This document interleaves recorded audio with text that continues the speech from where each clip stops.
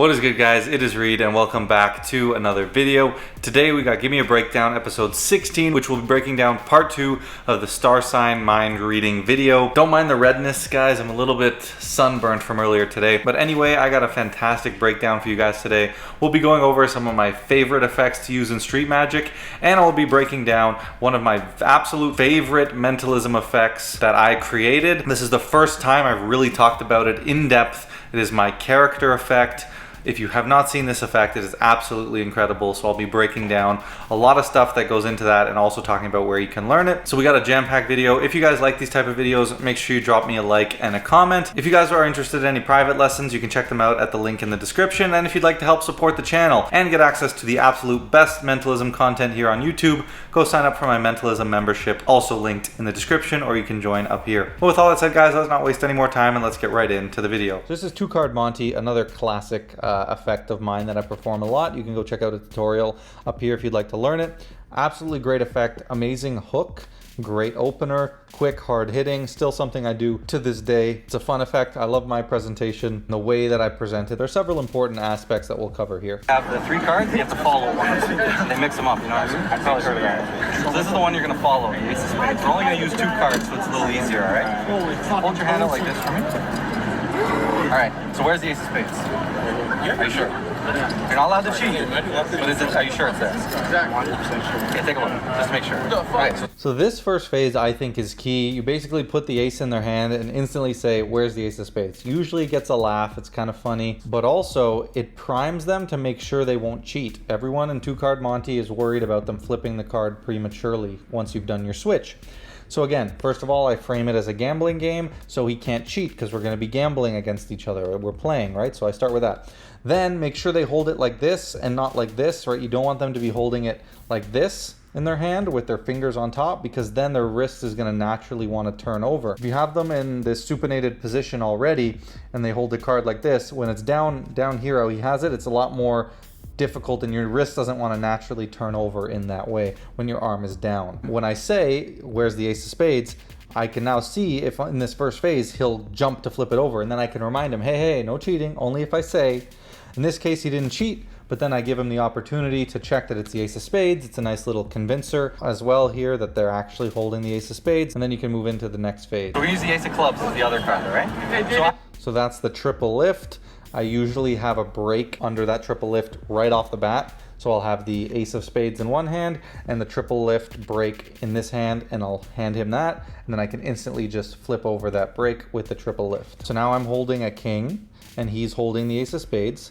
And I'm going to do the first kind of funny, jokey kind of phase, right? No pick out or what? I can come in, I can go like this, and that's one switch, then I'll switch it back. So you still have the Ace of Spades, right? Yeah. Hey, no cheating. Oh, no cheating. My bad. So there's a perfect example, and that's what this second phase also reinstills, that they don't cheat. So you have 2 moments, 2 full phases to test them and get that in their head that they're not allowed to cheat. And honestly, a lot of times it's better if they accidentally cheat or flip the card early in the first phase, so then you can call them out and say, hey, I said no cheating, and now they definitely won't do it on the third one. So this one, he actually does cheat. I come here and I do that little switch. So you just go, I switch it once and I switch it twice. You do it really fast and you make it really obvious that nothing's happening. What you're saying is, I'm switching it so fast you can't even see it. So if I switch it once, now I have the ace, but then I'll switch it back so you still have the ace. And then you're going to invite them to turn it over. Now he turns it over before I say, so you hear me, and I'll play it back in a second, but I say, hey, no cheating, no cheating. And he's like, oh, sorry, okay, oh, you're right. And now there's no way he's going to cheat in that third phase. Fucking no pick out or what? I can come in, I can go like this, and that's one switch, then I'll switch it back. So you still have the Ace of Spades, right? Yeah. Hey, no cheating. Oh, no cheating. My bad. All right, watch. This time I come in real slow, and I'll change so you can actually follow it this time, okay? This phase, it's really key that you do it slowly so that they can follow where the Ace of Spades has gone, because you want them to be able to follow it at this point. That's what's going to make it magical. If they're lost, if they don't know where the Ace of Spades should be, it's not going to be that magical. This is the moment where now he cannot turn over the card in his hand because it's already been switched for the king. With all the safety nets we have, you'll be fine. And I'm instantly, after I do the switch, going to lift up the ace and draw his attention to show him that I now have the ace, just as another convincer. So now where's the Ace of Spades? Well, that's normally what I would do. In this performance, I didn't do it, but normally that's what I would do here.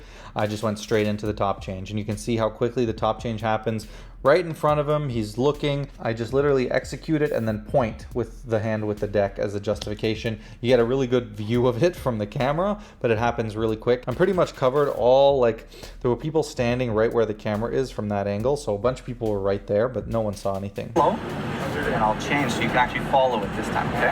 So now where's the ace of spades? Again, you see how I switch and then instantly point with the other hand.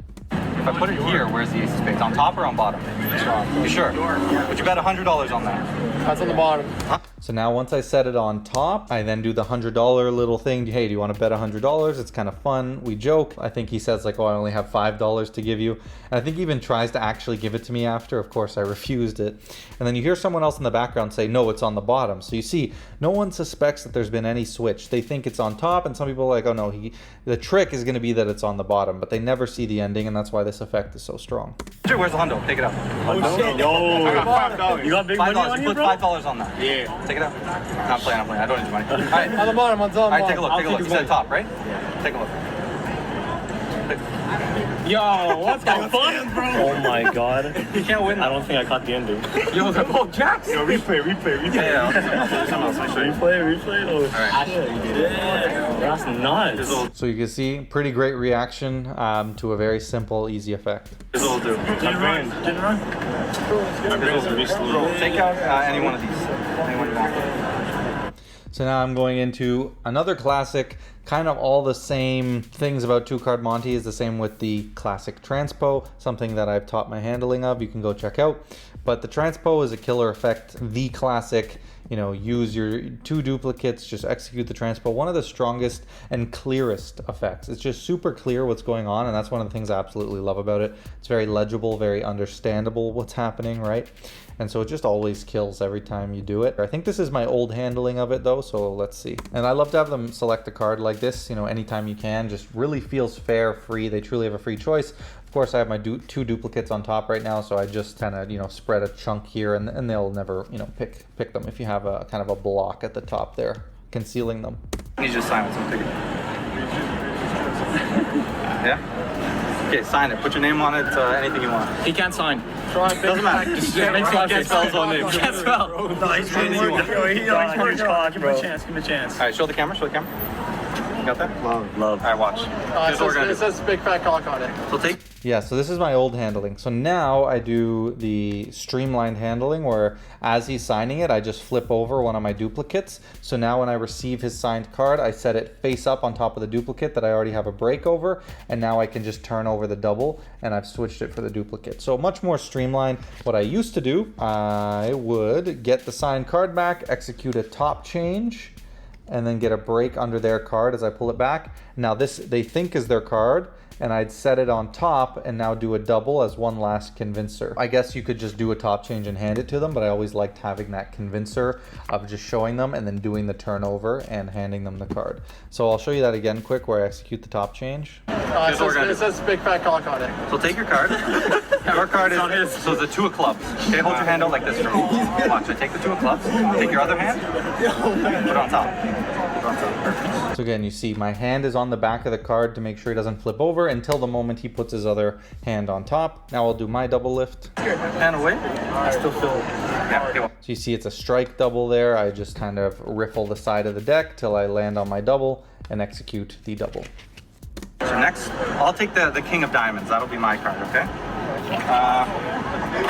Here, hold this one. Okay, watch. Not the greatest looking performance, you know, hand out the deck. Here, hold it for me, because normally I would put it in my pocket, but I think there was something in that back pocket, and so I needed, sometimes I'll literally just throw the deck on the ground. I've done that before. It's not a problem if you hand it to a spectator and just say, here, hold on to that for a moment, but just the way that I kind of like look, oh, where do I want to put it? Like I should have, you know, thought about it a bit more. Not a huge deal, but just something I don't like watching so much back on video. So lift your hand just a little bit, just kind of pulse like this. So pulse, just like that. So that's one of my favorite subtleties to do. So again, there has to be something that makes the magic happen with this effect, whether it's like as simple as a snap, or for me, I always do this pulse thing. You can do like, hold on to it, heat it up, imagine ink changing, but there has to be something in their head that is when the switch happens. And one beautiful subtlety that you can mix in while you're doing it. So whatever your process is, or the thing that's making the switch happen, let's say it's like a snap, you could do one snap, and you'll see I do that here with this. So we do a few pulses, and then I take a quick peek, and I say, no, it didn't work yet. Okay, try again, snap. There we go, now it worked. And that's a subtlety that's making it feel like it hasn't happened, and the switch actually happens while the cards are in your hand. It hasn't already happened, that it actually is going to happen, if that makes sense, right? So I do the pulse, and I take a look, I say, no, it hasn't worked yet. Now in their head, once we continue to do this, that's when the switch is actually gonna happen. Beautiful subtlety.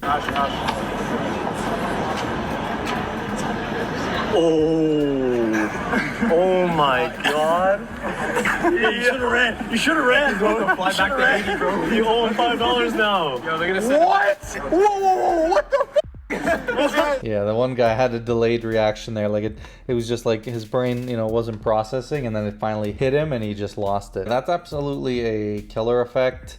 You know, I've always liked to just not really telegraph it. Just, you know, I think it's kind of telegraphs itself, right? We each are holding a card. We're doing some stuff, like they're probably gonna switch places. That's what you would, I think it's clear enough so they kind of start to realize, but they're like, hold on, there's no way.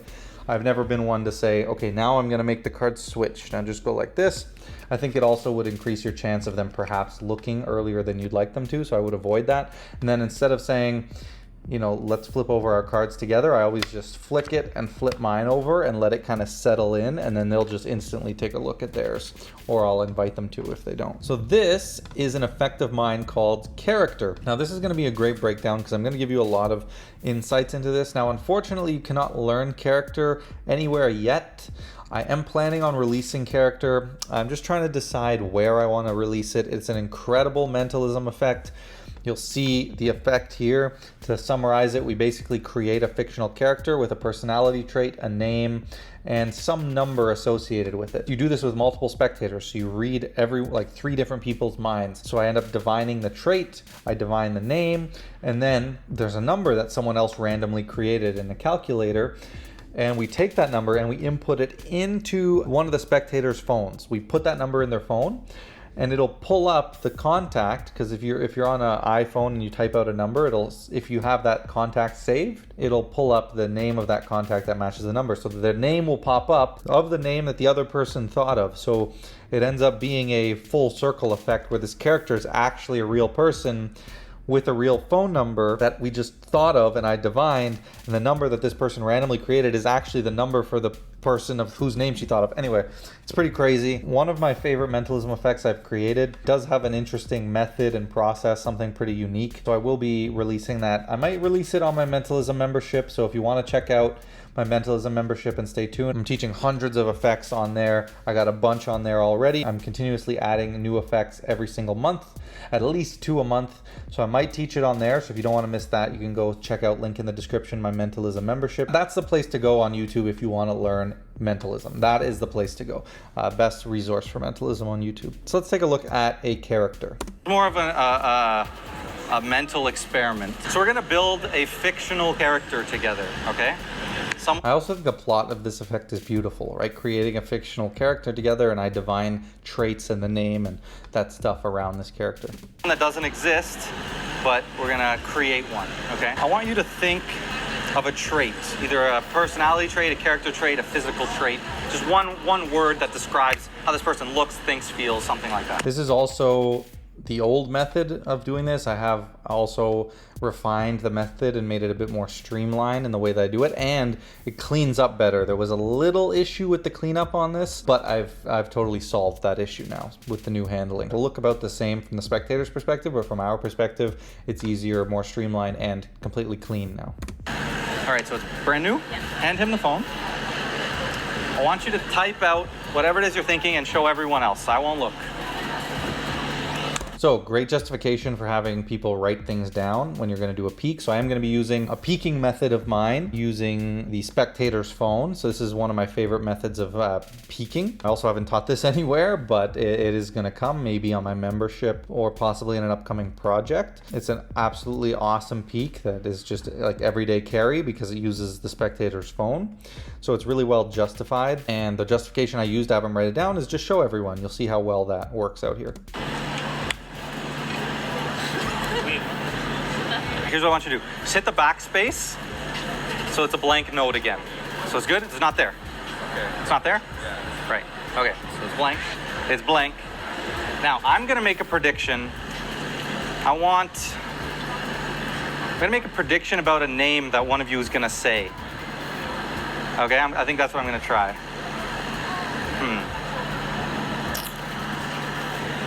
So this is now where all the dirty work happens. So there's a couple effects in mentalism that utilize the spectator's phone. You know, this is one of those effects that there is some setup that you actually have to do kind of on their phone. Now, a lot of magicians are afraid of this, but you can see how I handle it here. The whole ruse is that I'm making a prediction on their phone. So I have all the time in the world. There's no time limit on how long to make a prediction. He just handed me a blank note and I'm doing the prediction. So in this moment, I am doing first of all, I'm getting my peek, and then I'm doing part of the method here that's gonna facilitate the rest of the effect, all under the guise of making a prediction, which I'm using as a ruse because I'm about to say, you know what, let's do something different, right? So I literally am making a prediction, doing a bunch of stuff, and then I say, actually, you know what? Let's do it different instead. This will be even more fair, right? I justify it by saying it's going to be even more fair, which it probably actually isn't even more fair. It'd probably be more fair if they just thought of a name and I wrote a prediction beforehand. But I pretend like it's a change of, like I have a change of, change of heart. We're going to do it differently. But really, this is the ruse to do the method. Okay, look at me, guys. I need you all to start thinking of names for me. So you see, I just keep pretending. I keep throwing things out. It's not just, let me make my prediction, and I'm sitting here in silence. I do it in steps. I do a little bit, and then I look up. I say, okay, you all think of names, and then I'll do the next little bit, because I do have to do some typing. I have to do some this, some that. So I break it up, right? Yeah, we're making a fictional character, right? Okay, let me go with... And anytime I'm going to type something along, I pretend I'm writing my predictions. I'll say, okay, let me go with this, but I'm actually just, working on the method. Yeah, this right here. Okay, think. Yeah. No, just everyone. I'm just getting a sense out of the group here. Okay. Hold on. No, I'm going to erase this. Okay. So this is the ploy now that I'm like, you know what? Forget this. I'm not going to do a prediction. Let's do this because it's going to be more fair. And we transition out of the prediction. It just becomes a forgot moment of the effect. Realistically, I should have cut out this whole part from the effect when I played it back on video and when I posted it. The thing is, I think it might be more interesting if rather than me just pick a name beforehand, if you guys think of a name and I guess it. That'd be more difficult, actually. And you guys seem like, I need to top what I've been doing, right? Okay. So do you have your contact? See, I'm really just talking nonsense. But again, it makes sense to them, right? And it has a semblance of a justification, so it works. It totally flies. Okay, perfect. So we have all these different contacts, right? So now for the thought of name, I already know the trait from my peek. Now I'm going to do the contacts force. If you're not familiar with the contacts force, I don't know if I've talked about it on the channel, but it is something I've talked about on my Mentalism membership for sure if you want to learn that. It's an incredible force, super useful. You can use it for all kinds of different things. So you'll see it here in action. Yeah. All different. If you swipe, again, same thing. You get a different one every time, right? Just like last time. These are her contacts, okay? Here's what I want to do. All right. I'm going to hold the phone face down. You're just going to do like the treadmill and run on it, okay? All right, go. Just run underneath. Yeah? Tell me whenever you want to stop. You can go back and forth. Okay, I stop. Okay, I'm going to lock it and give it to you. Okay, you hold on to that. So there's going to be a name at the top of the contacts now. Okay? Not yet, not yet. I don't want to cheat at all. Okay, now here's what we're going to do. So this character needs something else here. Here. So the brilliance of the justification here is they're using that phone, so now I need to give her my phone to do this next part. Now this next part could be done on a spectator's phone. I've always just done it on my phone because it's easier, but if you wanted to, you could have the spectator take out their phone, and with a simple justification, you could do the quick setup you need for this part. Because I don't want to go on her phone. Type in a This is random. all no apps, by the way. Just regular features of the phone and different peaking methods and techniques I've come up with using the iPhone. 4-digit number. And people are going to ask if this is able to be done on Android. And the answer is probably. Should be able to be done on Android. As long as you can, yeah, and you can do that. You just need to download that. Yeah, I think it can be done on Android. Should be. Hit multiplies. Type in a random 4-digit number again. Multiply. And then a meaningful 4-digit number. It's okay. Meaningful 4-digit number. And then hit equals. And lock the phone.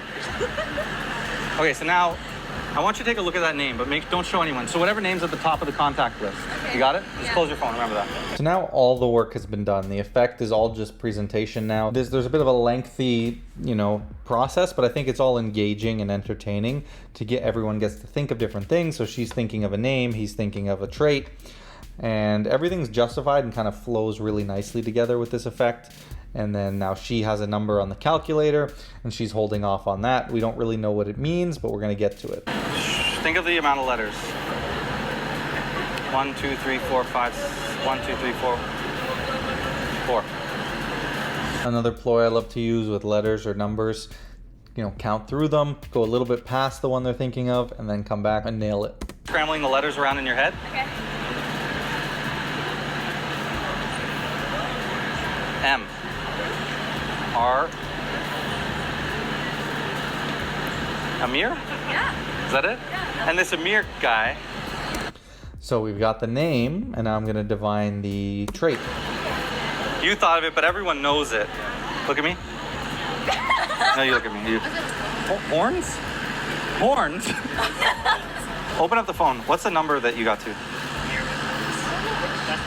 I'm sorry, I forgot it's my phone. Okay, look, so this is the number you had, right? Now, I'm not very good with numbers, but if I turn this sideways, pull out your phone for me. Yeah. What does this look like? Phone number, right? Stop. Go to your The brilliance and the thing I love, this is one of my favorite moments. They guide it to it being a phone number because the length of it, and also you'll be using a number likely, well you will be, of the area code that you're in. So those first 3 numbers will stand out to people, right? They'll recognize it as a phone number. So they'll always say phone number.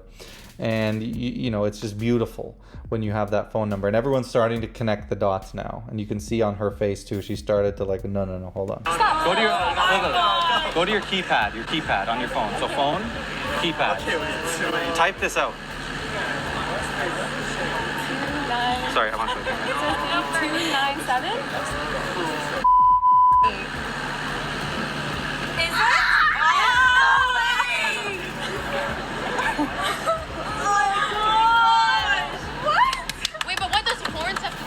So this is a fictional character we've created.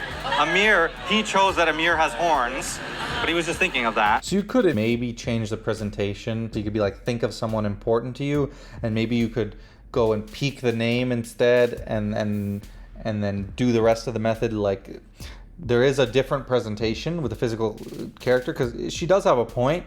Like, if it's a fictional character, but it kind of feels like it's a real person now that the name and the number match, what does the trait have to do with it? And he did pick a super obscure trait, so that's kind of the reason. But I mean, I understand her confusion, but again, we're making a fictional character, right? We're picking a name, we're picking a trait, and then we have this random number. So there's different presentation methods. There's this one, but you could easily kind of sub this out for like more of a think of someone important to you, or think of someone from your contacts. Let's do this random stuff, and then you could find a different piece of information about that person. Maybe think of this person's birthday, or think of this person's favorite color or something, and then you could divine their favorite color and their name, and then have the number sort of thing. Like, really, this is just like a couple of divinations, but it hits so strong because of the plot. And then this final reveal, like the reveal is just so exciting when they get to type out the number on their phone and have the name pop up. I think that's just super unique use of that kind of feature where the name pops up. So it's just a really unique reveal, and I think that's why it hits so strong. All right, guys, that is it for Give Me a Breakdown, episode 16. Another smash video. I love these performance breakdowns. Always some incredible stuff each time we break down a new video. In this one, we get a lot of practical advice on the 2 Card Monty, and the transposition, as well as some awesome behind the scenes into the character effect and some other principles that you can apply to your mentalism. Now, if you'd like to learn some of the stuff I talked about in this video, the contacts force, if you'd like to learn some other great mentalism, or maybe one day, if you'd like to learn a character, you can go sign up for my mentalism membership. 2 new mentalism videos every single month, plus bonus videos. We got master classes coming, and I'm going to be teaching over 200 mentalism effects. All incredible. So if you guys would like to check that out, you can go at the link in the description, or if you'd like to check out some private lessons, linked in the description. As always, if you like these type of videos and want to continue helping support me, drop a comment, drop a like, all that good stuff. With all that said, guys, don't forget to like, comment, share, subscribe, and I'll catch you in the next video.